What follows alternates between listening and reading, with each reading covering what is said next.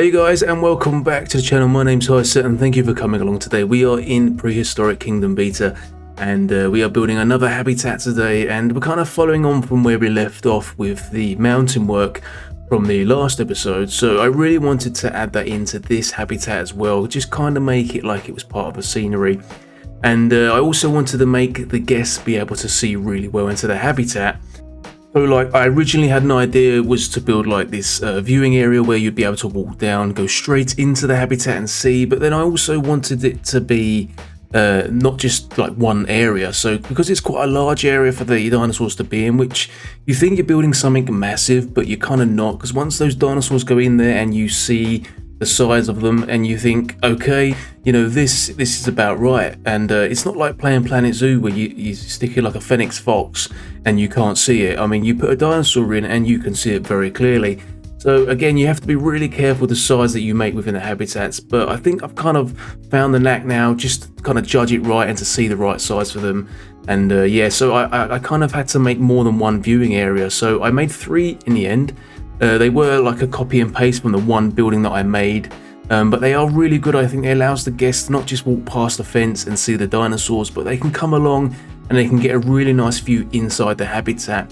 Now I like that feeling because I feel for the guests that, like, when you go to see aquatic animals, for instance, and you can go maybe underground and you can see them underwater and you can go right up to the glass, it's that kind of vibe that I'm going for, where the guests can literally go right in front of the dinosaurs and see them and kind of feel like they're inside the habitat, but also being safe as well. So it's, you know, it's a fine balance there for the guests to have that kind of a little bit of fear, but as well the excitement to be that close to the dinosaurs.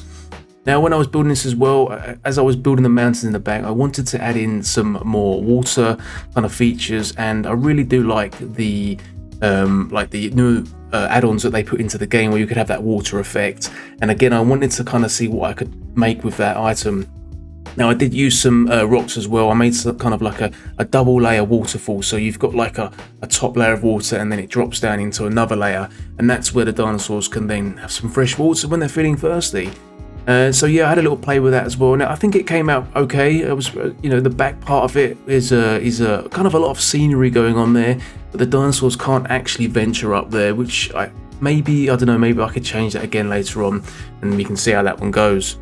Now, as I was building it as well, I wanted to give the dinosaurs somewhere where they could kind of get away from the guests. Because they're quite close to them, I thought they need a little hideaway. So I built this area far in the corner, and I wasn't too sure how to put the fences up, but they got like a little walkway they can go through, and then they swing a left, and down there's a really nice cozy cave for them to sit in, to relax, and maybe, I don't know, maybe talk to each other or groom each other, I don't know, or whatever they do.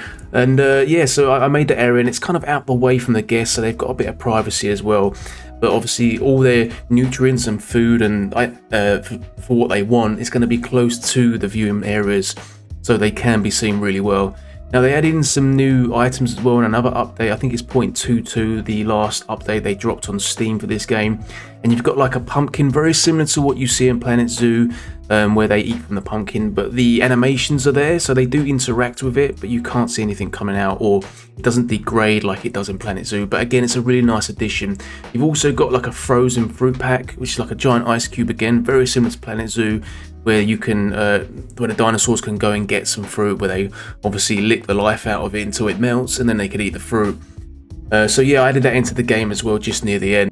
One of the new things that I do like as well, what they added in was some more foliage into the game, and added in some more trees and bushes. And so again, I incorporated that into this build, and I really do like the effect the red bushes give off. Now that's a new thing, and it just gives a brand new colour to the game, because it's very green and yellow in a sense of the foliage that you was given from the start and up until around now. But with these red bushes, it really gives you a nice balance in colour and allows you to kind of spruce things up to give a little bit more life to the whole environment, which is really, really cool. So yes, guys, I hope you do enjoy this one. It's a great dinosaur, I think, as well. Not as good as the last one, which, by the way, I must say thank you for all the nice all the nice comments that you left in the last episode. That's really nice of you guys. I'm really thankful for that. It's really nice. And I did have a little read up on that dinosaur. I've I know the name in my head, I'm not going to say it because I'm just going to say something waffling and it's not going to sound right, but I'm sure you know the one I'm on about. But yeah, I had a read up on it and it's a fascinating creature, and it's so different to many other dinosaurs that I discovered, and I think that's why I like it so much, because it has this huge beak and this kind of real hump on its back and these little tiny kind of like miniature wings, and yeah, it's a really fascinating creature. But I also like this one that we've used today, the Torvosaurus, and it's kind of a mean looking creature, and I think to be that close in the viewing platform with the guests can be a little bit terrifying, but again, that's all part of the vibe and the feel that I'm going for here.